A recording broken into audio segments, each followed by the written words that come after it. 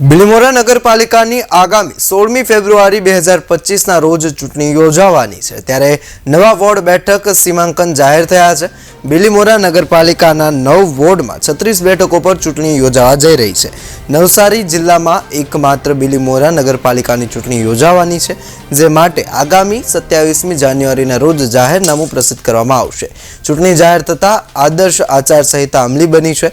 ઉમેદવારોના ઉમેદવારી પત્ર ભરવાની છેલ્લી તારીખ 1 ફેબ્રુઆરી, ઉમેદવારી પત્ર ચકાસવા માટે 3 ફેબ્રુઆરી અને ઉમેદવારી પત્ર પરત ખેંચવાની અંતિમ તારીખ 4 ફેબ્રુઆરીથી અને ત્યારબાદ 16મી ફેબ્રુઆરીના રોજ ચૂંટણી યોજાશે। 18મી ફેબ્રુઆરીએ મતગણતરી હાથ ધરાશે। 2 વર્ષ બાદ યોજાનાર ચૂંટણીમાં વાચકોએ પોતાની રણનીતિ બનાવવાની શરૂઆત કરી દીધી છે, ત્યારે વહીવટીતંત્ર ચૂંટણી પ્રક્રિયા ન્યાયિક અને પારદર્શક બનાવવા કમર કસી રહી છે।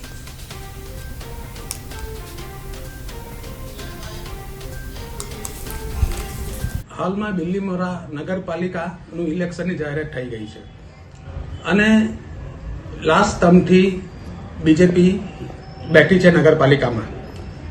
તે તમે જોઈ રહ્યા છો કેટલું ભ્રષ્ટાચાર બિલીમોરામાં થાય છે અને મારા મુજબ બિલીમોરા નગરપાલિકા ગુજરાતની ભ્રષ્ટમાં ભ્રષ્ટ નગરપાલિકા છે અને મુદ્દાઓ તમે જોઈ શકો છો ભ્રષ્ટાચારના। રસ્તાઓ કેવા ખરાબ છે, ગટરના મુદ્દાઓ જુઓ, ગટર ચાલુ છે, ઢાંકણ નથી ગટરના, કોમન પ્લોટ્સ સોસાયટીના લઈ લીધા છે ગેરકાયદેસર રીતે।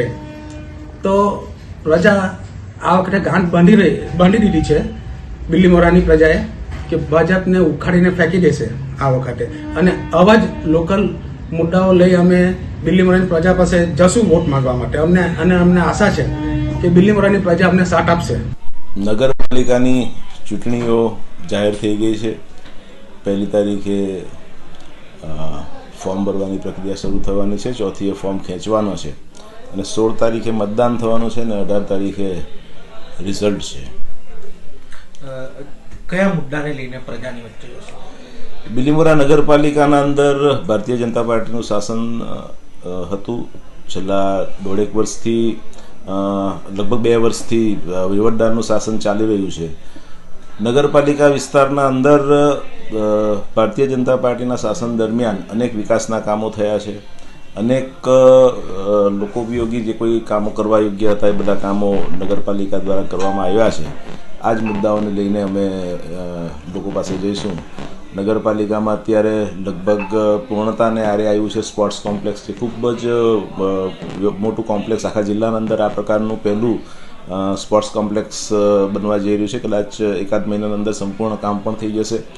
એ જ રીતે અમારું જ્યુબિલી તળાવ પણ બહુ સરસ રીતે બનાવવામાં આવ્યું છે, એનું કામ પણ પૂર્ણતાને આરે છે।